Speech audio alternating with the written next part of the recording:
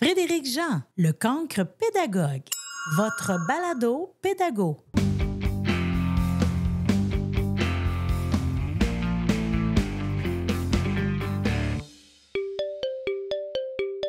Fort de notre expertise dans le domaine de l'apprentissage, nous proposons une solution novatrice et flexible pour compléter vos heures de formation en continu. Une plateforme innovante conçue pour accompagner les professionnels de l'éducation dans le développement et le perfectionnement de leurs compétences. Nos balados mettent en avant des pratiques novatrices visant à stimuler la créativité de nos auditeurs. Nous diffusons chaque semaine des balados pédagogiques pour promouvoir des idées originales, des pratiques inspirantes et des entrevues captivantes. Balado Pédago, la formation en continu. Amélie, dis-moi donc, qu'est-ce qu'il y a d'extraordinaire aujourd'hui? Je t'écoute. Hey, qu'est-ce qu'il y a d'extraordinaire aujourd'hui? C'est que c'était une belle journée d'automne. Là, j'entends ton feu crépiter chez toi. Oui, c'était une belle journée d'automne. Fait que je chauffe mon poêle à bois parce que je chauffe au bois. Mais ça a été une belle journée parce que ce matin, j'ai réussi à vraiment travailler sur mon projet de maison hantée à vendre avec mes petits groupes dans une de mes écoles. Fait que, puis les élèves, au début, c'était un projet qui était difficile, mais que tranquillement, pas vite, j'ai décidé de ne pas abandonner, puis j'ai décidé de pousser le projet, puis que ça va prendre plus de temps, puis d'accepter que ça allait prendre plus de temps pour faire ce projet-là, mais qu'ils vont arriver à faire une présentation à leurs collègues de classe qui vont voter sur la maison hantée la plus haute à vendre. Ben, explique-moi donc, c'est quoi cette affaire-là? En fait, ça s'appelle The Spooky House Project. OK. C'est pas moi qui l'ai monté, c'est d'autres profs d'anglais super compétents qui ont monté ça. Fait qu'en fait, c'est que les élèves deviennent des agents d'immeuble Non. pour une maison hantée. Non. Alors, ils doivent se créer une agence avec le nom de l'agence. Ils doivent se créer une adresse de maison hantée, Devil's Road, mettons. Voyons Puis donc. après ça, je les amène dans la description. Fait qu'ils doivent décrire généralement l'ensemble de la maison, comme quand tu regardes une agence d'immeubles de Remax, mettons. Puis que là, tu vois la première photo. Voici une belle maison construite en 1960. Elle a un cachet historique et blablabla. Ils doivent me donner un aspect général de la maison. Puis là, après ça, en groupe de 3-4 élèves, ils vont décrire une pièce hantée avec qu'est-ce qui fait qu'elle est hantée? Fait que, je sais pas, moi, dans la salle de bain, il y a un bain sanglant avec des squelettes dedans. Il y a une toilette dans laquelle il y a des rats qui sortent. Fait que je les amène à aller chercher dans leur imagination. Puis là, moi, je leur ai fourni plein d'outils, d'adjectifs puis de vocabulaire qui pouvaient aller avec ça. Fait que là, je les amène à créer une maison hantée. Puis là, il faut qu'ils me dessinent la maison hantée globale. Puis là, après ça, chaque pièce qui représente, mettons, un groupe de 3, ils ont 3 pièces à me décrire. Fait que là, il faut qu'ils fassent un dessin. Fait que là, après ça, je fais comme une espèce de petit... mettons, je vais faire comme des boucles, là. Tu sais, mettons, chaque groupe d'élèves va présenter sa maison aux autres élèves. Puis là, les autres élèves vont voter sur, genre, est-ce que la maison, dépendamment des caractéristiques, est-ce qu'elle est assez épeurante? Est-ce qu'elle est assez cool? Est-ce qu'elle est sur un indice de 1 à 10, genre, j'achèterais-tu cette maison-là? Ben voyons. Fait que c'est là-dessus que j'ai travaillé un matin avec mes groupes. C'est un Christi de beau projet. Oui, c'est certain que c'est un projet qui est quand même long, considérant le fait que, tu sais, je suis pas en intensif, que je suis à 3 périodes cycles de 9 jours. Ouais. Mais en même temps, au départ, tu sais, là, à un moment donné, mi-projet, je me suis dit, oh, mais ouais, non. Puis là, j'ai dit, OK, let it go. On va jusqu'au bout de la patente, puis on le fait, puis ça prendra le temps que ça prendra. Fait que là, tu sais, moi, je leur donne des indications, je leur mets au tableau ce à quoi je m'attends, puis dans la façon que j'ai besoin qu'ils me le présentent pour que ce soit cohérent aussi. Tu sais, genre, tu ne vas pas toutes me mettre les informations mélangées là-dedans. Je veux que tu mettes les informations en ordre. Fait que là, il y a comme une partie un peu écrite où il faut que Il y a une partie tempête d'idées où ils ont travaillé en équipe. Puis là, une chose que je me suis rendue compte, c'est que les enfants, aujourd'hui, ne savent pas ce que ça veut dire travailler en équipe. Ils ont chacun leur document, puis là, ils travaillent individuellement sur chacun leur document, puis il y a des élèves qui sont super forts qui pourraient upgrader les élèves qui sont moins forts, mais ils ne savent pas comment le faire. Ils ne savent pas comment contribuer par leur imagination au projet commun. Fait que ça, c'est un truc que j'ai réalisé. Fait que là, ça veut dire que j'ai révisé ma patente, tu comprends? J'ai révisé mon objectif. En fait, OK, dans ce que je suis en train de leur apprendre, au-delà du fait qu'ils doivent vendre une maison hantée, c'est que je dois leur apprendre à mettre les idées en commun. OK, bon, mettre les idées en commun. Fait que là, j'ai modélisé. Fait que finalement, avec la classe que j'ai faite, c'est que là, un cours au complet, 54 minutes, j'ai dit, OK, aujourd'hui, on ne touche pas au projet, on fait une mise en commun des idées. Ah, bonne idée. Toute la classe ensemble, on met les idées en commun. Puis là, au début, je me disais, voyons, personne ne lève la main. Je dis, attends un petit peu, là. Je ne suis pas toute seule à avoir des idées. J'ai dit, moi, là, je pourrais te faire une maison hantée de la mort en 30 secondes si je voulais. Mais là, c'est pas moi qui fais la maison hantée. C'est nous, ensemble. Alors, tu lèves la main, puis tu me dis, puis on ajoute au texte. Fait qu'au tableau, j'ai mis un texte, puis j'ai surligné en couleur chacune des informations dont j'avais besoin pour évaluer éventuellement le projet total. Fait que, écoute, tu sais, comme je te dis, c'est un projet que j'avais prévu, mettons, en 4 périodes. Ça va finalement m'en prendre probablement 8. J'ai décidé de ne pas abandonner le projet parce que les élèves sont animés par le projet, ils trouvent ça cool. Puis que mon objectif pédagogique en arrière de ça, c'est de susciter leur création et leur capacité de mise en commun, qui n'est pas nécessairement dans les objectifs que j'ai à évaluer, mais que moi, comme être humain, je considère qu'ils sont des objectifs essentiels dans ta vie d'adulte.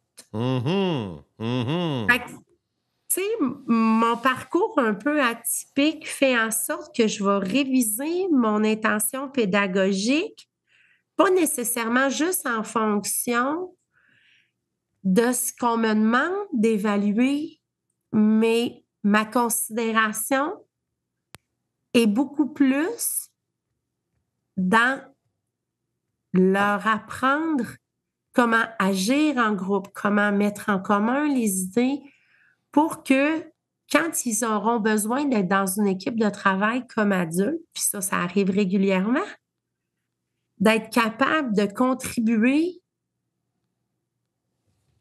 positivement à ce qu'ils doivent faire comme travail.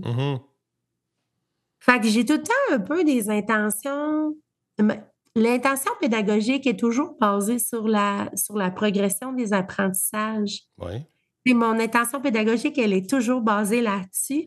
Sauf qu'en même temps, par mon vécu, mon intention pédagogique va quand même au-delà de ça parce que je considère que comme adulte, on doit s'accomplir aussi dans ce qu'on fait.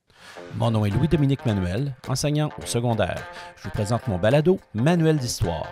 Si vous êtes un enseignant en univers social, c'est-à-dire en histoire, en géographie, en monde contemporain, en finance, bref, en sciences humaines et ce, à tous les niveaux d'enseignement, je vous propose des discussions avec des pédagogues qui sortent des sentiers battus et qui nous donnent le goût d'en faire autant avec nos élèves au quotidien.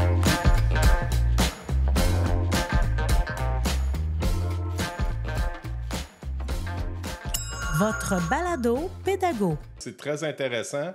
Surtout que là, tu es en train de mettre la table pour savoir où est-ce qu'on va s'en aller. Parce que ceux qui ne te connaissent pas, moi je te connais très bien, on s'est connus au secondaire, mais ceux qui ne te connaissent pas, ne savent pas qui tu es. Fait que Amélie Ringuette, tu es une enseignante au Centre de services scolaires de la Côte-du-Sud. En anglais, tu es spécialiste en anglais. Oui. Mais tu es une NLQ, c'est ça? Exactement. Fait que toi, ton background de passé avant d'arriver à cette job-là de prof qui est demandant, parce qu'on s'en est parlé en pré-entrevue, tu faisais quoi avant de devenir prof d'anglais, mettons? Écoute, j'ai fait beaucoup de choses. Tu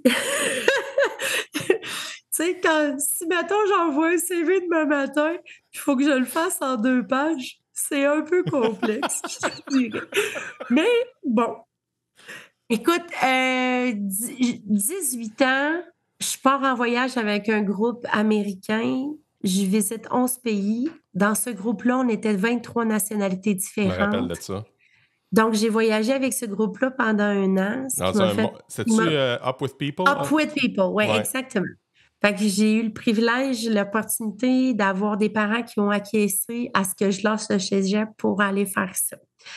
Et quand je suis revenue de là, j'ai étudié 1 an langue et traduction au cégep. Après ça, je suis repartie en voyage pendant une autre année parce que l'école, moi, c'est un format que j'aime pas tant. Mais bref, ça, c'est une autre discussion. Moi, je suis kinesthésique, fait que l'école, pour moi, c'est pas tant ma place. Ah, t'étais sportive en tabarouette, ça, je me rappelle de ça. Oui, effectivement, j'ai été une super sportive. Ouais. J'ai fait beaucoup de compétitions. J'ai fait des Jeux du Québec. J'ai fait des championnats provinciaux. J'ai eu le privilège de courir dans des compétitions. Oh, dis, tu courais vite. Bruni-Surin était dans les mêmes compétitions que moi. Je jouais au soccer, je jouais au football. Je suis une vraie sportive. Puis ça m'a beaucoup amené ça aussi dans ma vie, dans une certaine discipline, mais dans un plaisir de faire partie d'un groupe qui s'entraîne aussi. Mm-hmm. Fait qu'après ça, à un moment donné, je suis allée faire ma technique en tourisme au cégep de Matane. Après avoir voyagé, je me suis dit, tourisme, ça peut être une belle option. Parce que je suis une fille qui a voyagé, mais je suis une fille qui est en amour avec son pays, sa province. Puis moi, mon désir, c'était de bien faire voyager les gens au Québec. Puis j'ai eu des belles opportunités. Là, j'étais allée faire des stages en France. J'ai eu une job en Belgique. Je montais des voyages pour le Québec en Europe. Puis après ça, j'ai été travailler en tourisme pendant plusieurs années. J'ai été gestionnaire. Je gérais des employés. Après ça, j'ai eu une opportunité à un moment donné qui s'est présentée pour devenir attachée politique puis attachée de presse pour un député. Fait que j'ai fait ça pendant 8 ans. Où là, la rigueur, l'investissement, la connaissance, la profondeur, ça m'a amené vraiment à aller chercher, tu sais, pas juste rester au premier stade de quelqu'un qui arrive dans ton bureau puis qui a un problème, mais il fallait que j'investigue, puis il fallait que je trouve, puis il fallait que j'essaie de trouver une solution. Puis au niveau de la communication, mais tu sais, j'ai été guide touristique pendant 6 ans. J'ai travaillé pour Hydro-Québec dans le nord du Québec avec les centrales hydroélectriques. J'ai été guide à Gros-Île pendant plusieurs années. Et ça, le côté éducation vient de ma capacité de communiquer. Parce que comme guide, j'étais une bonne guide, je pense, parce que j'avais le souci d'analyser qui étaient les visiteurs dans mon groupe, comme on fait avec un groupe d'élèves, en fait, puis d'essayer de répondre aux besoins de chacun des visiteurs par le discours que j'avais, par les intérêts que les gens avaient. Fait que le côté de transmettre est arrivé beaucoup par ça. Et ce que j'aimais du métier de guide, puis tu sais, si jamais je pouvais gagner 90 000 par année pour guider, je ne ferais que ça parce que c'est un métier qui est hyper enrichissant. Puis moi, ça m'a permis dans chaque job de guide, tu sais, mettons, quand j'étais guide à Bay James, puis que je parlais des centrales hydroélectriques, là, moi, j'avais la chance d'aller passer des journées avec chacun des corps de métier pour comprendre le corps de métier, exactement ce qu'il faisait, pour après ça, être capable de bonifier ma visite. Parce que tu as le corps de base. Tu sais, tu as tout le temps, en éducation, tu as la base. Oui. Et tu as tout le gravy qui vient autour. Mais le gravy qui vient autour, c'est là que ça vient nourrir tes différents types de visiteurs. comme ça vient nourrir tes différents types d'élèves. Puis là, à un moment donné, j'ai eu des abeilles. J'ai acheté des abeilles parce que j'avais envie de partir mon entreprise comme apicultrice. J'ai eu des abeilles pendant 7 ans. Et un jour, j'ai décidé de laisser mon métier comme gestionnaire à Parc Canada. Je gérais 26 employés comme guide et comédien à ce moment-là à la Grosse-Île. Et j'ai décidé de laisser ça tomber pour faire mon métier d'apicultrice à temps plein. Sauf que le métier d'apicultrice à temps plein implique qu'il y a quand même certains temps morts. J'ai 3 enfants, une maison, je suis monoparentale. Je souhaitais avoir un revenu supplémentaire que je pouvais aller comme un peu piger à la carte. Fait que moi, j'envoie mon CV à la commission scolaire le 29 décembre et le 5 janvier, j'ai un appel d'une direction qui me dit « Dans mon école, j'ai plus de prof d'anglais pour 30 ».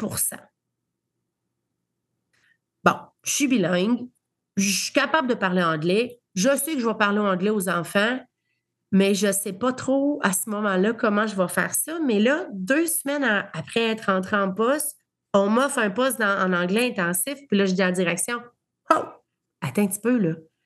Je suis pas enseignante, moi, dans la vie. C'est pas mon métier. Je vais... Tu sais, oui, je sais que tu as un besoin, mais là, en même temps, je me sens pas apte à accomplir ce besoin-là. » Pourquoi? Parce que c'était-tu le sentiment de, mettons, comment on appelle ça, le syndrome de l'imposteur? Le sentiment de l'imposteur? Oui. Ben, oui, mais sauf que ce que je sentais surtout, Fred, à ce moment-là, c'est que j'avais pas les outils nécessaires pour être capable d'offrir un service à ces élèves-là. C'est plutôt... C'est pas que j'avais pas la capacité, c'est qu'il me manquait d'outils. Puis moi, je suis la pro des... Ton coffre à outils, il est bien rempli. Quand tu sais comment bien les utiliser, à partir de ce moment-là, tu vas être un bon charpentier menuisier, tu vas être un bon cordonnier, tu vas être un bon électricien.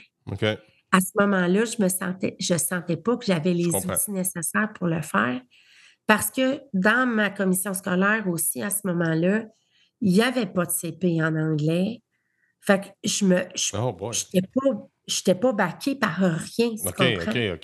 Puis là, j'étais flambant neuve, là. Tu sais, je veux dire, je viens d'accepter un contrat en me disant, je vais juste faire de la suppléance de temps en temps je t'offre un 30 % en anglais, puis que 2 semaines plus tard, je t'offre une charge de cours titulaire de 20 élèves. Oui, il y a un gap, oui, je suis d'accord.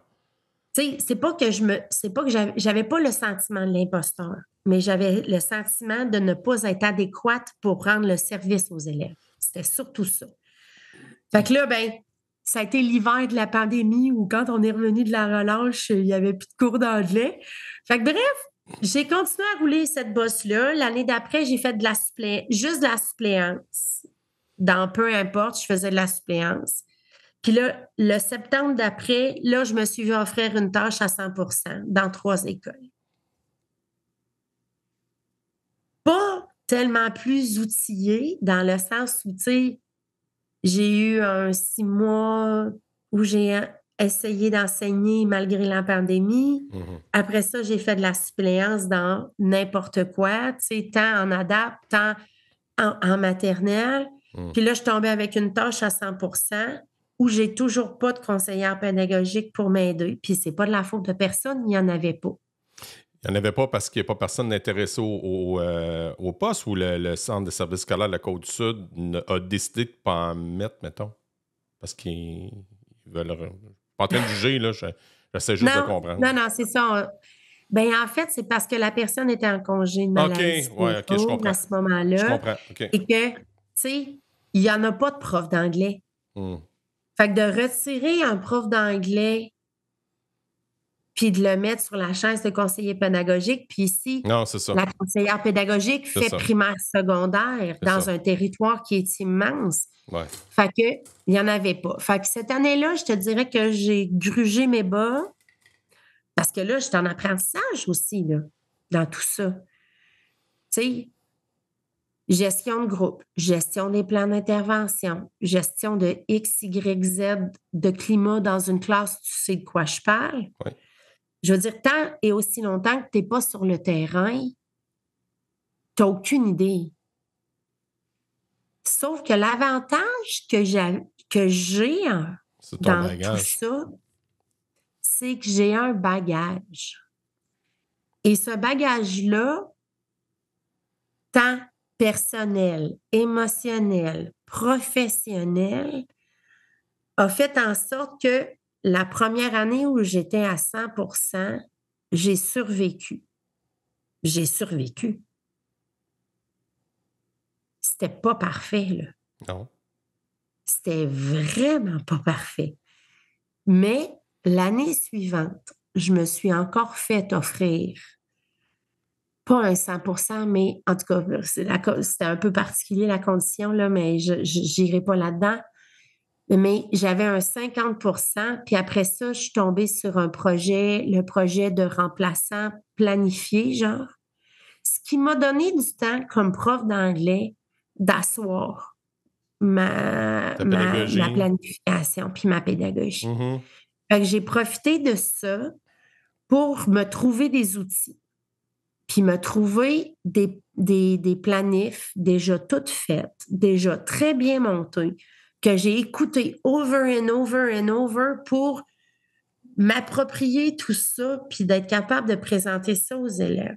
Ce qui a fait en sorte que l'année suivante, qui est l'année passée, je suis arrivée avec un 100% et là, j'étais solide. J'étais solide parce que j'avais eu le temps et j'ai pris le temps de m'asseoir avec tout ça. Ouais.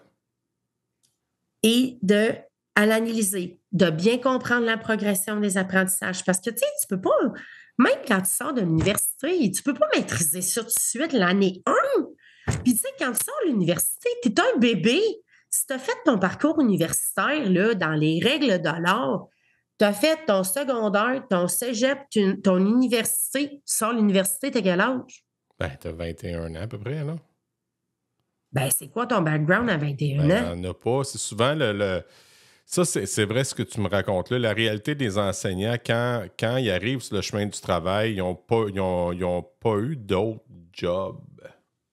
Mais qui n'ont pas d'expérience de travail, peut-être des job-in. Moi, je travaille dans un restaurant. Oui, mais des jobs d'été, comme serveur, ouais, peu importe, dans des camps d'été. Souvent, on va voir les profs, les jeunes profs qui ont fait beaucoup de camps de jour. C'est vrai. C'est un méchant beau parcours d'apprentissage, ça. Oui, mais c'est pas la vraie vie.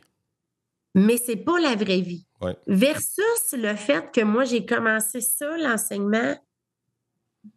Plus tard. Vieille, mais qui a un bagage de vie qui a fait en sorte que tout ce que j'ai accumulé me sert. Parce que c'est ça que ça sert, ton petit fucking baluchon que tu mets dans ton dos, là. Mm-hmm. Et je veux dire, si tu comprends pas que dans la vie, tu accumules un petit baluchon pour qu'il va te servir plus tard, peu importe les sphères de ta vie, là. Tu sais, personnel, émotionnel, professionnel, ben, il faut que tu comprennes que le baluchon, tu l'accumules pas pour rien, puis que tu sais pas quand il va servir. Sauf que le jour où ça va servir, tu vas sortir ton petit marteau, puis ton petit tournevis, et ça va marcher. Parce que tu as les bons outils pour le faire. Ben parce que tu as expérimenté ces outils-là aussi dans ta vie de travailleur. Oui, exactement. Puis, tu sais, la gestion de personnel, même si je gérais des adultes ou des jeunes adultes, ça m'aide quand même dans ma gestion de mini-humains dans une classe. Ben oui. Tu sais? Ben oui. Fait que tout ce bagage-là a fait en sorte que, tu sais, aujourd'hui, j'enseigne. Je ne sais pas pour combien de temps. Parce que, tu sais, on me permet d'enseigner non légalement qualifié pendant 10 ans. Puis que je considère qu'à 47 ans, j'haïs l'école. J'ai pas envie d'aller à l'université, tu comprends? Ça m'intéresse pas. Puis quand je lis les descriptions de cours, ça correspond pas aux besoins que j'ai dans mes apprentissages. j'ai bien plus besoin de relations, d'aide avec mes collègues, avec des mentors qui vont venir observer dans ma classe, qui vont venir m'observer dans mon quotidien avec les élèves, puis qui vont me dire, Amélie, OK, je vois comment ça se passe. Puis, à partir de ce moment-là, ils vont me donner des conseils et ces conseils-là, je vais les mettre en application, puis je vais me faire un devoir de les mettre en application pour améliorer ma pratique. Puis, tu sais, souvent, là, je jasais avec mes parents avant qu'on se parle, puis à un moment donné, j'ai dit à ma mère, je dis, oui, je dis, je veux dire, j'ai pas de diplôme, mais je te parle comme si ça faisait 25 ans que je faisais ce job-là, parce que j'ai acquéri ce vocabulaire-là à travers mon parcours qui n'est pas le parcours d'école. Mm-hmm. Puis, tu sais, l'intuition, là, moi, je suis une fille d'intuition. J'ai toujours été comme ça. Et je le suis encore plus en vieillissant parce que j'ai appris à écouter cette petite voix-là en dedans de moi qui me donne des messages. Et aussi, ce que j'ai appris à travers mes apprentissages, c'est à ne pas avoir d'ego. Oh, raconte-moi ça. J'ai pas l'ego d'être parfaite. Sauf que j'ai le bonheur et le privilège de travailler avec des gens qui ont des compétences complémentaires aux miennes. OK. Qu'eux autres vont venir faire en sorte qu'en équipe, tu sais, moi, là, il y a une TES, puis il y a quelqu'un qui vient m'observer dans la classe, là, je me sens pas menacée. Ces gens-là, ils sont là pourquoi? Ils sont là dans l'intérêt de l'élève. Je suis dans l'intérêt de l'élève, c'est ma priorité numéro 1. Donc, les TES, puis les psychologues, puis les travailleuses sociales qui viennent observer dans ma classe quand j'enseigne, elles sont là pour bonifier l'expérience de l'élève, puis elles sont là pour bonifier ma capacité à enseigner, à m'adapter. Et c'est ça, l'enseignement. C'est la flexibilité. Encore plus aujourd'hui, quand tous les troubles de comportement, les troubles d'apprentissage, ils sont tous réunis dans la même classe. Alors, pourquoi j'aurais un ego à dire, moi, je ne veux pas que la TES intervienne dans ma classe? Mm-hmm. La TES, sa spécialité, c'est quoi? C'est de travailler avec des élèves qui ont des troubles d'apprentissage puis des troubles de comportement. Moi, si je passe mon temps à gérer les troubles d'apprentissage et les troubles de comportement dans ma classe, je ne peux pas enseigner. Mm-hmm. Fait que j'ai pas ça, cet ego-là, parce que je pense que le fait que je vienne pas du milieu de l'enseignement m'offre psychologiquement cette ouverture-là, que je n'ai pas la solution absolue à résoudre tous les problèmes. Je n'ai pas la solution absolue. Mm-hmm. Sauf que si je m'assois puis je travaille avec tous ces intervenants-là, je vais arriver, moi comme enseignante, à faire ma job, la job pour laquelle je suis engagée, qui est enseigner, à travailler avec toutes ces petites particularités-là de tous ces petits êtres humains-là. Fait que, tu sais, des fois, tu arrives dans des milieux où c'est plus fermé, où c'est ma classe, c'est moi qui décide. Mm-hmm. Parfait. Si c'est la méthode que toi, tu choisis, c'est ça.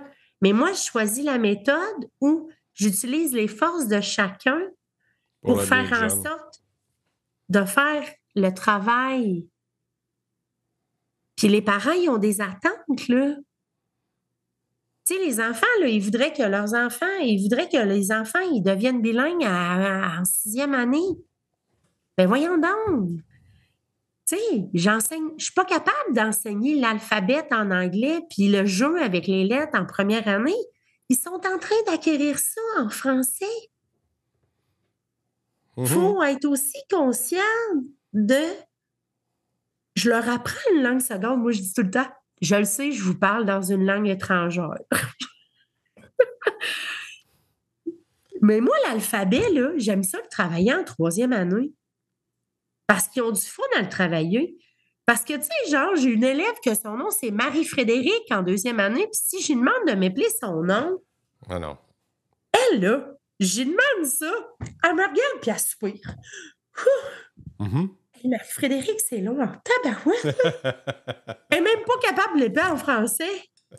Vas-tu m'acharner à la faire appeler Marie-Frédérique en anglais? Non. Ou si je vais choisir de la faire appeler Mary en anglais, je vais peut-être plus me concentrer sur Mary. Et c'est ça. C'est tout le temps, Miss Amélie, c'est tout le temps un peu en orthodoxe, la patente, mais j'arrive exactement avec la progression des apprentissages à où les élèves doivent être, mais peut-être que les méthodes que j'utilise, elles sont différentes parce qu'elles sont à ma couleur, elles sont... Puis tu sais, là, un groupe qui marche pas, puis que ça va pas, là, puis que j'ai des élèves qui me... Je me suis brûlée 2 fois sur le bras dans la dernière semaine, puis que là, il me dit « Mais oui, mais Miss Amélie, qu'est-ce que tu as sur le bras? » Hey, je leur explique un truc incroyable. Je leur explique exactement pour les raisons pour lesquelles je n'ai pas été attentive. Mon frère me parle de l'au-delà depuis... Puis là, puis, ton frère, il est décédé. Ben oui. Peut-être que toi, tu as un grand-père puis une grand-mère qui est décédée, ou peut-être que quelqu'un que tu aimes qui est décédé. Puis comment tu t'es senti face à ça? Tu sais, ça peut... Des fois, ça se passe pas en anglais à 100% de la patente parce que je vais partir d'un truc puis je vais aller ailleurs. Tu sais, les élèves, quand ils savaient que j'avais des abeilles, là, puis qu'ils me posaient des questions là-dessus, ben sérieux, là, j'ai fait un cours de sciences à la place de faire un cours d'anglais ce jour-là. Mais c'est-tu grave? Non, non, c'est pas grave. C'est de l'intuition. Fait que toi, tu fais de l'enseignement intuitif. C'est ça que tu fais. Oui, mais je fais ça, Frédéric. Puis, tu sais, Marie-Hélène, l'autre jour, elle m'est arrivée avec un truc, quelque chose que j'ai fait dans un groupe, là, elle me dit « Hey, ça s'appelle la méthode d'impact. » Et là, je suis morte de rire. Parce que tu sais pas que c'est ça. Tu parles de Mais la j'ai technique pas besoin d'impact. de savoir que c'est ça, tu comprends-tu? Oui. Mais même avant qu'on parle de ça, de la technique d'impact, c'est qu'il y a une personne qui est arrivée puis qui a mis un mot sur quelque chose qui se faisait déjà avant. Tu sais, écoute, cette personne-là n'a pas inventé le bouton à 4 trous. Là. C'est juste qu'on a mis des mots sur une patente, comme tu dis, puis c'est devenu les techniques d'impact. C'est ça. Mm-hmm. C'est comme, tu sais, mettons, la psychologue arrive avec son rapport, puis que là, elle dit, il faudrait que vous fassiez ça en amont, puis que, bon, ça prend l'environnement de la classe, ça prend ci, puis ça prend ça. Attends un petit peu, là. Moi, là, j'ai pas besoin de savoir ça. Moi, ce que j'ai besoin pour intervenir, c'est qu'est-ce que je fais? Qu'est-ce que je fais? Je comprends tout le principe d'analyse et je l'écoute et je le lis et je l'absorbe puis je l'intègre. Sauf qu'au quotidien, quand même que tu dirais qu'il faut que j'améliore l'environnement de la classe, je peux pas faire tomber des murs. Mm-hmm. Je peux pas créer plus de place. Tu peux pas ouvrir, faire les fenêtres plus grandes, tu peux pas faire entrer l'air plus. Je peux pas. Mm-hmm. Ça, désolé, quand même que tu me dirais qu'il faut que je contrôle l'environnement dans le sens de où les élèves sont placés dans la classe, non. Ce que je veux que tu me dises, c'est que moi, dans mon quotidien, ce que je dois essayer d'appliquer, puis que si j'applique ça, ça ne fonctionne pas, c'est quoi l'option B, l'option C, l'option D, l'option E jusqu'à Z, s'il faut qu'on aille jusqu'à Z. Et c'est là que je veux que tu me supportes dans ça. Quand même que tu me donnerais toutes les grandes lignes théoriques sur c'est quoi un TSA, c'est quoi un TDAH, c'est quoi un TDAH avec impulsion, c'est quoi ci puis c'est quoi ça. Ouais. Dans le quotidien de l'enseignement, oui, OK, la grande théorie, je l'écoute, je l'entends. quels sont les outils concrets au quotidien que je dois mettre en place pour favoriser l'apprentissage de cet enfant-là? Puis la réponse, Amélie, tu ne l'auras pas nécessairement. Mm-hmm. C'est ça qui est un peu fuckant en patente, là. Mais ce qu'il faudrait... C'est là que là, c'est fun que tu me mettes en lumière cette partie-là de l'éducation qu'on a tendance à mettre sous le paillasson. C'est d'ouvrir l'intuition, dans le fond. Là, j'ai cette information-là. OK, je vais me mettre en mode écoute. Je vais me mettre à observer. Un peu, tu sais, on s'était parlé au 1er juin, on avait parlé des réalités des Premières Nations, là. Oui. Tu sais, les Premières Nations, moi, j'ai un de mes podcasts, là, je te le partagerai, là, c'est avec un prof d'éducation physique. Je vais le mettre sur mon blog là, après notre entrevue avec nous autres, là. Lui, il racontait qu'à un moment donné, je ne sais pas si c'était arrivé à lui, je ne me rappelle pas, il faudrait que je le réécoute. Il y a une personne du nord du Québec, là, je ne sais pas si c'est un Inou ou je ne me rappelle pas. Puis là, il était en train de préparer pour la chasse, tu sais. Je sais pas si je suis correct, là, il me semble que c'est ça, ou il était en train de... Ouais, ben, à l'automne, les cris ont le goose break, en fait, qui est la période où c'est la chasse à l'hiver. Puis là, il y a comme une semaine de congé. C'est ça. Parce qu'ils vont à la chasse. Mais lui, tu sais, celui du Sud, parce que là, il a son habitude du Sud, fait que il pose des questions. Il dit comment ça marche, comment on fait ça, veux-tu m'expliquer comment ça fait là? Puis là, maintenant, je sais pas si c'est en tout cas un des Premières Nations, là, une communauté, la personne qui s'occupait de lui, il dit, il regarde, il leur dit, tu vas-tu te la fermer, ta gueule? Il a fait comprendre, il m'a dit, ferme-la, puis observe. Puis c'est ça qu'on oublie, nous autres, en tant que profs, d'arrêter puis d'observer. Puis moi, là, ça, c'est quand tu m'as parlé des Premières Nations, quand on s'était parlé au 1er juin, quand je suis retourné dans ma classe, je disais, hey, j'ai oublié ça, c'est vrai. Assieds-toi puis regarde. Fait que là, moi, j'étais dans mon day-to-day estique à planifier des affaires de l'ordinateur. Le jeune, je me lève, je m'envoie l'aider. Tu sais, je suis dans le multitask, là. Ouais. Là, une année, je m'assois, puis là, je me rends compte que ça va pas, ça niaise, d'autres pouces, nan. Je ferme tout. Je regarde, puis je dis pas un maudit mot. Puis je me choque pas, là. Je fais juste analyser. Ça n'a pas pris 1 minute. Les jeunes sont finis par s'asseoir à leur place, puis ils sont en mode écoute. Puis j'ai gardé ce silence-là une bonne minute, là. Un coup qui était assis, là. Là, ça m'en est, qu'est-ce qui se passe là, tu sais? Puis il y en a un dans la gang qui a dit « Hey, what's going on, Mr. Friday? » Fait que là, j'ai dit « Ben, je suis juste en train de vous observer. » Fait que là, ils ont fait « Ouais, mais qu'est-ce qui se passe? Qu'est-ce qu'on n'a pas fait de correct? » Non. C'est moi qui me dis qu'est-ce que j'ai pas fait de correct. Pourquoi tu dis ça? Parce que là, je viens de me rendre compte que je vous laissais travailler sur un projet. Je vous ai pas guidé parce que j'étais occupé à rentrer mes notes de bulletin. Fait que je vous ai oublié. Je suis responsable. J'ai fait une erreur. Là, les jeunes, ils connectent en tabarouette, là. Fait qu'ils ont dit, mais là, il y en a un qui dit, ah, mais c'est pas grave, Mr. Friday, on comprend. Non. Je peux pas faire mes notes pendant que t'es... Ça marche pas. Vous êtes pas attentif, tu sais. Vous profitez du fait que je sois distrait pour faire d'autres choses. C'est que quoi qui va pas? Qu'est-ce qu'on pourrait faire d'autre? Ils se sont même lancés des idées. OK, on essaie ça. On a juste brassé... Fait que j'étais là avec intuition, là. Je me suis mis à leur place, je m'excuse, ça marche pas. Puis là, on a changé. Puis j'ai pas levé le ton une fois. J'ai fait « Ah, mon Dieu! » Oui.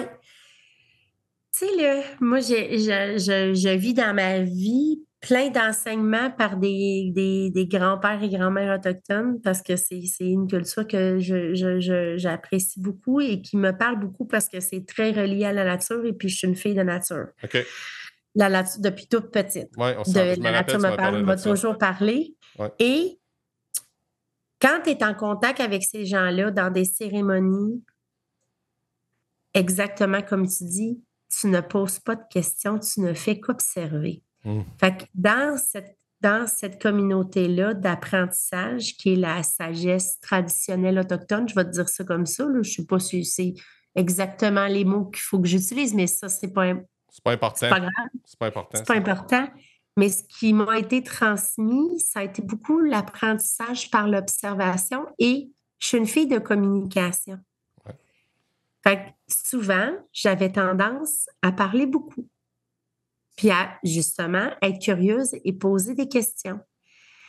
Et je te dirais que depuis les 5 dernières années, j'ai beaucoup appris du silence et j'ai beaucoup appris de l'observation. Et c'est justement, je pense, qui m'aide à comprendre et aussi de ne pas juger les moments de silence. Tu sais, ce que tu as vécu avec ton groupe, là, c'est magnifique, là. Mm-hmm. Tu as réalisé que tu les observais pas assez et que par l'observation, ça va t'aider à mieux les comprendre dans les interactions qu'ils ont entre eux, dans les réactions par rapport à ce qu'un autre dit. Ça te donne des informations qui ne sont pas les informations sur papier. Non. C'est pas que le curriculum scolaire, là. Non, pas en tout. C'est l'information du mini-être humain qui est en avant de toi. Ouais. Et, tu sais, puis des fois, on se trompe. On est des adultes, on se trompe. On est des enfants, on se trompe. De reconnaître qu'on s'est trompé, c'est pas grave. Parce que tu leur montres que toi, comme adulte qui s'est trompé, ça leur permet aussi, comme enfant, de se tromper et de ne pas se sentir coupable face au fait qu'ils se soient trompés. Ce qui est grave, c'est pas de se tromper. Ce qui est grave, c'est de ne pas trouver une solution pour que cette chose-là ne se reproduise pas. Soit dans ton comportement, soit dans ta façon de faire. C'est que le fait de t'être trompé, il faut que ça t'amène ailleurs. C'est ça l'apprentissage, tu comprends? Dans ma tête à moi. Non, mais c'est ça, l'apprentissage, point barre. Tu sais, Criff, c'est ça que je dis aux élèves tout le temps.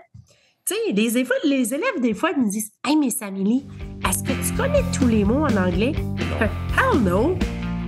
Je les connais même pas tous en français, chose. Fait que tu penses-tu réellement que je connais tous les mots en anglais? Ben non, je suis pas une astronaute. Fait que le vocabulaire relié aux astronautes, c'est pas un vocabulaire que j'utilise à tous les jours. Fait que c'est clair que je vais te pouvoir dire rocket, space shuttle. Tu sais, je vais pouvoir te dire des mots qui un peu sont reliés à ça. Mais si je te parle de la physique des astronautes, sérieux, je suis pas qualifiée, là. Non, je ne l'ai pas, ce vocabulaire-là. Mais le vocabulaire que tu acquiers, c'est le vocabulaire que tu utilises parce que ça devient un vocabulaire qui est fonctionnel. J'ai acquis un vocabulaire relatif à ton environnement hydroélectrique parce que j'ai été guide dans une centrale hydroélectrique. C'est ça. Je suis capable de te parler de l'immigration en anglais puis de l'histoire en anglais parce que j'ai eu un travail qui m'a amené à connaître ce vocabulaire-là. Et voilà. Le jour où tu auras à travailler en anglais dans un domaine d'ingénierie quelconque, génie physique, n'importe quoi d'autre, tu sais, on s'entend, bien, le vocabulaire, il va arriver avec cette job-là. Je ne suis pas architecte, je ne connais pas tous les thèmes d'architecture en anglais. Pourquoi j'utiliserais ça? Je ne suis pas architecte. Fait que ça, je leur ai fait comprendre que ce qu'on avait besoin, c'était du vocabulaire de base, puis que le vocabulaire enrichi, si tu veux, ou le vocabulaire spécifique au travail qu'on va faire, il va venir, ce vocabulaire-là. Effectivement. Je peux pas te l'enseigner. Moi, ce que j'ai à t'enseigner, c'est à faire des phrases, à utiliser les adjectifs, à faire ta phrase dans le bon ordre. Puis le vocabulaire qui vient avec, ben, c'est à force de forger ton expérience de vie que ça va venir. Ça, ton expérience de vie, c'est pas la mienne, c'est la tienne. Tu vas la cultiver au fur et à mesure que tu vas devenir un adulte. J'ai comme l'impression qu'on est à croiser des chemins sur bien les choses en éducation. On est en train de se rendre compte de beaucoup de... Parce que là, on est dans une pénurie d'emplois. Il manque beaucoup d'enseignants. Là, les enseignants, avant, ce qui se passait, qu'on avait, mettons, qu'il y avait trop d'enseignants, une liste d'attente, machin, ben, on n'avait pas cette capacité-là de pouvoir s'exprimer parce qu'on se disait, ben là, si je m'exprime puis je sors de la boîte, on va me sortir de la boîte puis je veux garder ma job. Là, pour une des premières fois dans l'histoire, il y a une demande et là, les gens, des profs, commencent à se rendre compte du problème. Fait que là, on veut plus nécessairement attendre du top puis de gérer dans le down. De plus en plus, les profs commencent à réfléchir down-top. C'est-à-dire que mon expérience, un peu comme tu parles de tes réalités d'NLQ, puis tu nous montres la compétence que tu as, même sans diplôme, mon expérience va permettre à ma manière, de réussir à rejoindre ce qu'il y a dans le curriculum, puis ça va marcher. Puis c'est pas vrai que toi, en haut, peuvent donner des astuces sur mais en bout de ligne, celui qui est en haut ne sait pas ce qui se passe sur le terrain des vaches nécessairement. Fait que dans leur pratique, je vais être grossier, là. Dans les pratiques du mur à mur, dans le fond, d'aller vers une direction, mais on ne peut pas y aller de même. Fait que les profs commencent à te rendre compte de ça, puis leur disent « Hey, moi, là, dans ma petite communauté à Saint-Jean-Port-Joli, là, tu sais, ce qui est écrit, là, comme, mettons, dans le curriculum, dans le programme d'apprentissage en anglais, là, ça ne marche pas. Parce que la communauté anglophone, il n'y en a pas. À Montréal, là, une communauté anglophone, tu sors, ton voisin parle anglais. Fait qu'ici, à Saint-Jean-Port-Joli, là, à part les Irlandais qu'il y avait eu, là, et puis ils ne parlent pas anglais. Fait que, tu comprends? Mais tu sais,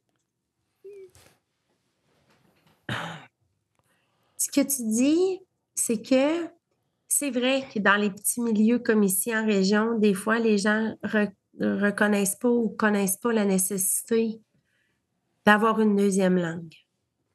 Puis moi, je dis tout le temps en riant, ma deuxième langue, là, m'a permis d'accomplir tout ce que j'ai accompli. Exact. M'a même permis de devenir attachée politique. Exact. Parce qu'un soir, on faisait des cold calls pendant une campagne électorale et c'était une madame anglophone au téléphone, puis je me suis mis à y parler en anglais, puis la directrice du bureau, elle me dit « Oh! Parles en anglais, toi? » Ah ouais. Bien, grâce à ça, j'ai quand même eu, grâce à ça, puis d'autres choses, mais en même temps, ça fait partie du plus, tu comprends? Ouais. M'a permis d'avoir une job comme attachée politique puis attachée de presse dans laquelle j'avais pas nécessairement besoin d'apprendre l'anglais, mais dans les petits milieux comme ici, on a des Rousseau Métal, on a des Plastiques Gagnon, on a des Humano-Médicales, on a des Amisco, on a des à Saint-Pamphile, toutes les entreprises de bois. Toutes ces entreprises-là ont besoin de travailleurs qui maîtrisent l'anglais. Et voilà. Parce qu'ils ne font pas affaire avec un village, ils font affaire avec la planète. Donc, et c'est ça, des fois, qui est difficile à conjuguer dans la vision que les familles peuvent avoir de l'anglais, c'est que ça peut être un outil dans ton petit baluchon qui va te servir pour le restant de ta vie. Ouais. Pas juste pour aller en voyage avec ta famille à Cuba ou à Walt Disney, mais qui va peut-être faire en sorte que le CV de ton enfant, dans 10 ans, 15 ans, va être sur le dessus de la pile parce qu'il maîtrise l'anglais. Mm-hmm. Puis, je suis pas dans le débat au Québec, il faut qu'on parle français. Je suis pas dans ce débat-là. Je suis pas là. Parce que oui, c'est important. On parle de la planète. On parle de... Aujourd'hui, on ne négocie plus juste avec ce qui nous entoure, on négocie avec ce qui est beaucoup plus grand que nous. Alors, donnons-nous l'opportunité comme peuple de nous épanouir comme peuple en faisant affaire avec l'étranger. Et ça ne veut pas dire négocier à la baisse qui on est. négocier à la baisse l'utilité et la pertinence du français au quotidien et la beauté de notre langue à préserver. Ça n'a rien à voir avec ça. Ce que ça a à voir, c'est d'offrir l'opportunité. Mm-hmm. Puis tu sais, NLQ, je te l'ai dit, hein, quand on s'est parlé, c'est un terme que je n'aime. C'est correct qu'il est là, mais c'est un terme que je n'aime pas parce que c'est un peu rabaissant d'un certain sens pour les gens qui ont des compétences. Je te dis pas que c'est pas tous les NLQ de la planète, OK, qui ont beaucoup de compétences. Mais non. Mais je suis pas dans ce jugement-là, là, dans ce qu'on se dit présentement. Les gens qui font ça, ils ont l'intention d'être là puis d'aider. C'était mon intention première, d'être là puis d'aider. Je me suis ramassée dans ma Chine parce que j'avais une compétence, qui était l'anglais. J'irais pas enseigner à maternelle. M'a remplacé une journée à maternelle, ça va. Mais j'enseignerai pas à maternelle, puis j'enseignerai pas en secondaire 4 non plus. Ah ouais. Mon fils serait découragé parce qu'il veut pas me voir à l'école secondaire. Mais tu comprends? Mais lui, il a été le seul chanceux de mes garçons qui m'a pas eu au primaire comme prof parce que lui, quand je suis arrivée au primaire, j'avais pas les intensifs. Il était en 6e année, mais j'ai eu les 2 autres. Okay. Mais tu sais, ce que je trouve difficile dans le terme de NLQ, là, Frédéric, c'est que c'est ça. C'est comme si on était tout du monde qui n'ont pas de compétences puis qui sont là pour boucher un trou. Oui, on est là pour boucher les trous qui sont béants et énormes parce qu'il n'y en a pas de monde sur la liste. Ah, puis il va en avoir encore plus. Puis il va en avoir encore plus. Quand ils m'ont appelé, après avoir appelé tout le monde cette année, là, si je disais non au contrat qu'ils me proposaient, il manquait 4 profs d'anglais. Si je disais oui, il en manquait quand même encore 3. 300%, là. Pas des petits résiduels à gauche puis à droite. Mais tu sais, on n'a pas beaucoup de reconnaissance. Souvent, on n'a pas beaucoup de soutien. Moi, je me suis vue refuser depuis que je suis ici de participer à des congrès de perfectionnement. Je peux participer à toutes sortes de plein de petites formations, mais sauf qu'on ne me donnera pas un budget pour aller dans un congrès. Ah ouais? Non, Okay. parce que la raison, c'est que je suis une non légalement qualifiée. Il y a aussi le fait que, tu sais, au niveau de l'échelle salariale, moi, là, je travaille 100%, mais j'ai une deuxième job. 6 mois par année, je travaille dans un resto. La fin de semaine que j'ai pas mes enfants qui sont chez leur père, je travaille 20-25 heures au resto. Pendant l'été, je travaille à temps plein 40-50 heures par semaine au resto. Et ça, c'est de la mi-avril jusque-là. Je viens de faire ma dernière fin de semaine là. Parce que le salaire ne me permet pas d'arriver à payer mes billes comme mère monoparentale de 3 enfants avec une maison. Okay. Fait que, tu sais, il y a ça qui est difficile aussi comme non légalement qualifié, c'est que malgré le fait que tu as les compétences pour faire la tâche, comme dans mon cas, prof d'anglais, de façon salariale, je ne serai jamais reconnue parce que je n'ai pas de bac en enseignement puis je n'ai pas mon brevet en enseignement. Puis je comprends qu'il y a comme une protection sur ça. Je comprends ça. Mais est-ce qu'aujourd'hui, on n'est pas rendu dans une autre ère où la réponse est oui. Puis tu sais, mettons, là, demain matin, là, je veux dire, j'ai travaillé en tourisme puis en organisation pendant une grosse partie de ma vie. S'il y a un poste qui se libère, mettons, au cégep de Matane pour enseigner le tourisme, je vais lever ma main puis je vais aller enseigner mon vrai métier. Tu comprends? Mais sauf que même si je faisais ça, malgré le nombre d'années d'expérience que j'ai dans mon métier qui est le tourisme, je n'aurai pas la reconnaissance salariale qui va avec. Puis que, tu sais, si je regarde les cours qui me sont proposés, ces cours-là, pour moi, à 47 ans, ne correspondent pas aux besoins que j'ai. Non, parce que, tu sais, on s'entend-tu qu'on est pas mal plus proche d'une certaine retraite d'un début, là, comme à la mi-chemin. Là. Ben oui. Ben oui, c'est sûr. Mais en même temps, tu sais, je dis tout le temps en riant, j'ai beaucoup de plaisir à faire ce que je fais présentement parce que ça me nourrit comme être humain. Ça me nourrit dans les apprentissages que je suis en train de faire, dans les connaissances que je suis en train d'acquérir. Mais le jour où ça me nourrira plus, ou le matin où je vais me lever puis que j'aurai plus envie de faire ça, à la différence de quelqu'un qui fait ça depuis les 25 dernières années, puis que moi, j'ai tout le temps pris beaucoup de risques dans ma vie. Tu sais, puis souvent, c'est ça un peu dont on a peur dans la vie, c'est de prendre des risques quand on est dans une situation confortable, puis qu'on a un fonds de pension, puis qu'on a ci, puis qu'on a ça.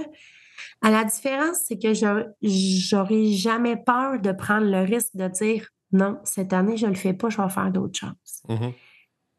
Mais en même temps, pour l'instant, ce que ça m'amène comme apprentissage, je me dis juste que ça va faire en sorte que quand je vais arriver ailleurs dans une autre job, je vais juste avoir plus de bagages dans mon petit baluchon. Au lieu d'avoir juste 2 tournevis, un tournevis plate puis un tournevis étoile, moi peut-être avoir... Des pipe wrench. je vais... Tu comprends? Ouais, je comprends. Fait que, tu sais, comme je te disais tantôt, je pense que je t'ai dit ça avant l'entrevue, c'est que ce que je considère important, c'est l'accumulation des expériences. Puis c'est ça que en même temps, des fois, j'ai envie de dire aux élèves, tu sais, c'est pas grave si tu te trompes. Trompe-toi donc 2, puis 3, puis 4 fois, puis c'est pas grave. Qu'est-ce que tu vas en retirer de ça? Que je me suis trompée, que j'ai trouvé une solution, puis que je me suis relevée. Puis que je vais avoir réussi à passer au travail. Puis que finalement, je vais peut-être être mieux outillée parce que je vais avoir réussi à accumuler des petits bagages à gauche et à droite. Amélie, on est déjà rendu dans la dernière portion du balado. Ça fait déjà 55 minutes qu'on jase. On aurait pu facilement continuer ça encore une belle heure minimum. Je vais y aller avec mes questions que je réserve à chacune des personnes qui viennent, qui sont avec moi, avec le cancre pédagogue. Puis, je te pose la question, si toi, tu as envie de partir sur une chire avec cette question-là, je vais te suivre avec ma planche de surf. Ça marche-tu? Ah, OK. OK. Fait que pour toi, Amélie, l'éducation, c'est quoi? Transmettre.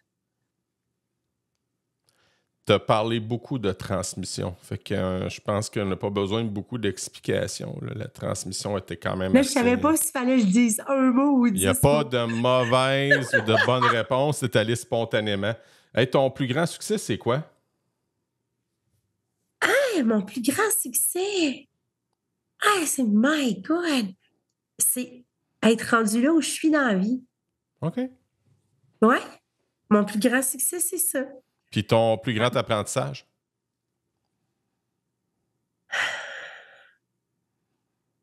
Mon plus grand apprentissage. Mon plus grand apprentissage, c'est d'apprendre que mon chemin d'apprentissage, c'est le travail. OK. C'est ça mon plus grand apprentissage. Qu'est-ce que tu veux dire? Que j'ai appris tout dernièrement. En fait, je jasais avec une fille au resto. C'est une femme que j'adore, Geneviève, puis elle vient souvent travailler au resto. Okay. Elle apporte son ordi, elle prend son petit verre de vin, elle grignote des petites bouchées. Puis, tu sais, elle arrive le dimanche soir, puis là, je disais, « Hey, toi, t'as pas d'horaire de travail. » Et là, c'est elle qui m'a lancé le terrain d'apprentissage qu'elle avait dans sa vie. Et c'est là que j'ai compris que mon terrain d'apprentissage, c'était aussi mon travail. OK. C'est que, comparativement à aller faire un bac, une maîtrise, un doctorat, moi, l'apprentissage que je fais, c'est d'avoir passé, exemple, quand j'étais à Gros-Île puis j'étais étudiante, moi, je faisais des relevés de chauves-souris avec les biologistes. Je peux te parler de la petite chauve-souris brune pendant les 2 prochaines heures. Mais j'ai appris tout ce qu'il fallait savoir, puis j'ai fait des relevés, des captures, de manipulation de petites chauves-souris brunes. Et je peux te parler de ça pendant 2 heures de temps comme si j'étais une biologiste. Parce que je l'ai fait, je l'ai appris et mon terrain d'apprentissage a été le fait que je travaille à Grosset puis j'ai eu la chance de côtoyer ces gens-là. Fait que mon terrain d'apprentissage, par mon travail, c'est pas nécessairement juste le travail que je fais, mais c'est les collègues de travail, les gens avec qui je travaille qui vont contribuer à mon bagage d'apprentissage. Calvaire. C'est con. Je sais pas, ma réponse, c'est. Ce qui me pop, là, c'est ce que tu nous racontes, c'est contraire à la structure qu'on nous propose, qu'on nous impose. Puis c'est drôle, hein? La manière que tu livres ton message, ça marche. Fait que tu me dis, je suis pas une biologiste, mais avec qu'est-ce que j'ai fait comme travail, puis là, on recule encore avec les Premières Nations. Oui. Ben, les Premières Nations, là, il y avait des connaissances comme, mettons, faire de l'eau d'érable pour en faire du sirop d'érable. Mais c'était pas des... il n'y avait pas de cabane à sucre, là. C'est ça l'affaire. C'est que ce que je trouve difficile avec la structure dans laquelle on évolue présentement, puis que, comme société, on a décidé d'évoluer, puis c'est des décisions qui ont été prises là, par des gens. Un choix sociétal. Ils sont pas cons, là, ces gens-là, Non, OK? non. Ça, c'est clair et certain. Sauf que on a un peu annihilé l'intuition en faisant la promotion que du programme. je dis pas qu'il je dis pas qu'il faut pas aller à l'université, là, puis il faut pas devenir Non, médecin. c'est pas ce que tu as dit. Comprends-tu? C'est pas ça que je dis. Non, je comprends. Je dis qu'on peut être guidé comme être humain par des choses qui ne sont pas nécessairement reliées à une structure, mais qui sont surtout reliées à qui on est, qu'est-ce qu'on a comme champ d'intérêt. Et à partir du moment où tu connais le champ d'intérêt de tes élèves, là, mettons, tu as des élèves qui tripent sur le hockey, là, puis qui jouent au hockey, là, qu'est-ce que tu vas faire? Tu vas tabler là-dessus, puis tu vas travailler avec eux autres là-dessus, tu vas donner. Je pense que comme société, on aurait tout autant à valoriser, oui, l'éducation supérieure, mais aussi l'éducation de l'être humain, qui va utiliser un chemin différent pour arriver à un résultat qui va probablement être semblable. Je ne dis pas que pour être médecin, tu sais, ça prend vraiment beaucoup de connaissances. Je ne dis pas nécessairement dans des métiers aussi exigeants que ça, mais je dis que dans l'ensemble des sphères dans lesquelles on peut évoluer dans la vie, on n'a pas besoin d'un doctorat pour évoluer là-dedans. On a besoin du gros bon sens, on a besoin d'intérêt, de curiosité et d'un petit peu de travail et de persévérance. Une personne qui a un impact positif dans ta vie, puis dis-moi donc pourquoi. Une personne qui a un impact positif. Seigneur, c'est une grosse question. Il aurait fallu que je réfléchisse un peu plus avant ça. Prends ton temps, au pire, on coupe au montage. Une personne qui a un intérêt positif dans ma vie.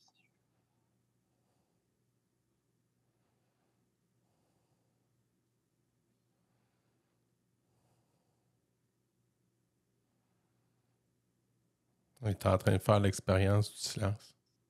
Oui, vraiment. Je te dirais mes parents. Puis la raison pour laquelle je te dirais mes parents, je vais te dire pour la résilience. OK. Raconte. Oui. La résilience pour ma mère qui, très tôt dans sa vie, a dû arrêter de travailler parce qu'elle était malade. Oh, je savais pas ça de toi. Qu'est-ce qu'elle avait, ta mère? Ma mère a fait de l'arthrite rhumatoïde depuis qu'elle a l'âge de 35 ans. OK.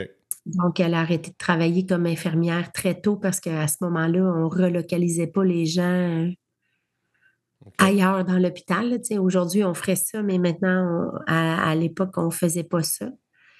Et mon père, je te dirais pour ma mère pour sa résilience et je te dirais mon père pour son esprit justement dans l'enseignement. OK. Il a été un exemple de faire avec les jeunes, de les amener à se dépasser. Et mon père, il a été un prof d'éduc, mais aussi un coach de hockey OK. qui a eu beaucoup de succès avec ses équipes de hockey parce qu'il a réussi à motiver puis à monopoliser l'énergie de ces petits gars-là, ça glace, pour les amener plus loin.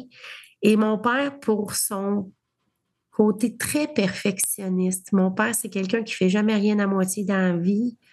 S'il va en ski, il faut que le virage d'avant, le virage suivant soit meilleur que le virage d'avant. Ça m'a beaucoup inspirée et je vais te donner une dernière personne qui est mon ancienne collègue de travail, Mireille Thibault, avec qui j'ai été 8 ans au bureau du député, qui, elle m'a beaucoup enseigné justement l'intuition, la rigueur, l'intensité dans le travail, le dévouement, la loyauté. Et ça, c'est des valeurs que je trouve qui aujourd'hui sont primordiales. Parce que, tu sais, travailler fort, mettre les efforts nécessaires. Tu sais, des fois, que je trouve que c'est déficient avec les élèves. Ils sont pas habitués de chercher, ils sont pas habitués de travailler fort, ils sont pas habitués de mettre la petite touche de plus, tu sais, juste, pas pour être parfait, mais juste pour s'améliorer. Fait que cette femme-là, Mireille Thibault, ça a été une femme dans ma carrière professionnelle. Là, je te dirais, mes parents au niveau personnel, mon père au niveau professionnel, mais Mireille au niveau professionnel surtout. Là, Mireille, ça a été une personne très inspirante. Puis encore aujourd'hui, même si on ne travaille plus ensemble, s'il y a de quoi, j'y laisse un petit texto. « Hey, salut, j'aurais besoin de jaser, tu sais, j'aurais besoin de ton point de vue, j'aurais besoin de... » Et j'aime ça avoir le point de vue des autres aussi. Parce que, tu sais, se remettre en question, là, c'est la plus belle chose qu'on n'a pas dans la vie. C'est sain. Ça, c'est le fun de se remettre en question. Moi, j'aime ça quand ça me shake par en dedans. Mm-hmm. Mm-hmm. J'aime ça être ébranlé. Mm-hmm. Y a-tu un livre que tu aimerais nous partager, que tu as lu puis que tu aimerais nous partager? Ou que tu n'es pas une lectrice pantoute? Hey, non! Moi, je lisais pas quand j'étais jeune. Maintenant, je lis. OK.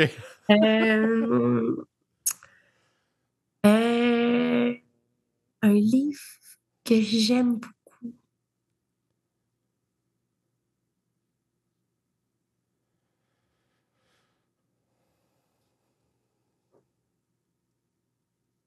Hey, je sais pas quoi te répondre à ça. Parce que dans les dernières choses que j'ai lues, j'ai beaucoup lu des romans. OK.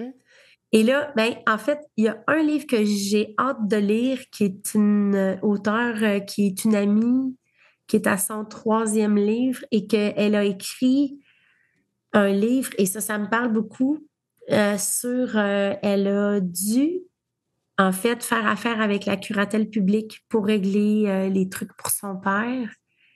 Et ça me parle beaucoup. Puis le titre de son livre, c'est « Le curateur public, un bon exemple d'inhumanité. » En tout cas, ça ressemble un peu à ça. Wow. Et là, j'ai beaucoup hâte de lire parce que j'ai lu ces 2 autres livres avec grand bonheur.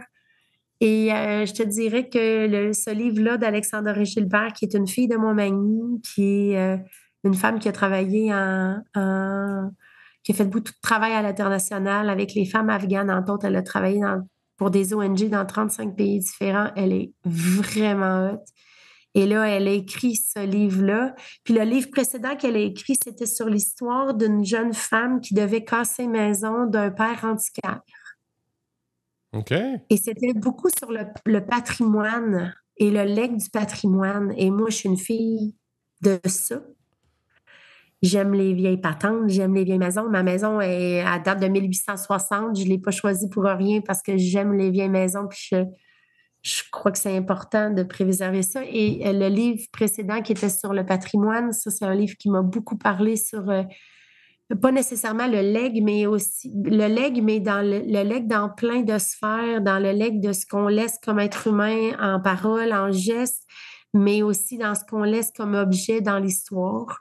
Fait que ça, c'était un livre qui m'avait parlé beaucoup et son prochain roman qui vient de sortir sur la curatelle publique et Ben, je suis son profil, puis je vois qu'elle a fait une parution de son livre. Oui. Là. Fait qu'il y a eu comme un lancement là, qui a été fait. Oui, exactement. Okay. Et ça vient de se faire, là. OK. Fait que c'est ça. Fait que ça, c'est, je te dirais, dans mes dernières lectures, là, son livre précédent, c'était vraiment une super lecture parce que ça me parlait beaucoup au niveau du legs patrimonial qu'on a et la responsabilité qu'on a face à ça.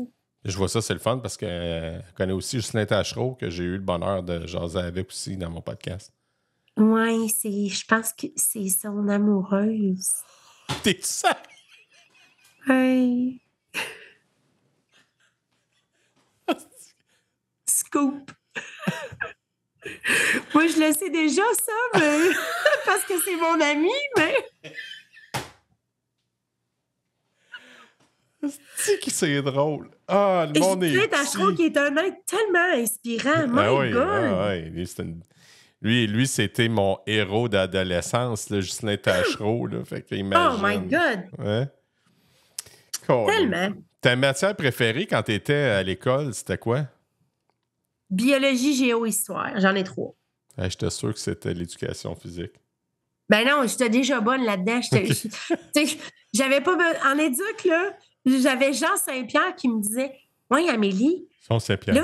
Là, le 5 km, là, tu pourrais peut-être le refaire. » Mais j'ai dit « Jean, j'ai 100 je suis 5 minutes en bas du temps que tu me demandes pour avoir 100 pourquoi je le courrais? » Non, mais tu sais, à un moment donné, c'était déjà mon sport. Tu sais, je pouvais pas performer plus que je performais déjà. C'était facile. Ah, quelle mais moi, bébête, mes vraies matières préférées, là, biologie, histoire, puis géo. Puis si mettons, là, j'enseignais au secondaire, là, je serais prof de géo puis d'histoire. Eh ben. Ça serait, si mettons, on me proposait ça comme contrat, j'aurais la compétence de faire ça. Mais je sais pas si j'ai envie de travailler avec des ados tant que ça. Ah ouais. Ben, ils sont magnifiques, là. J'en ai 2 dans ma maison, là. Oh oui. Mais c'est ça.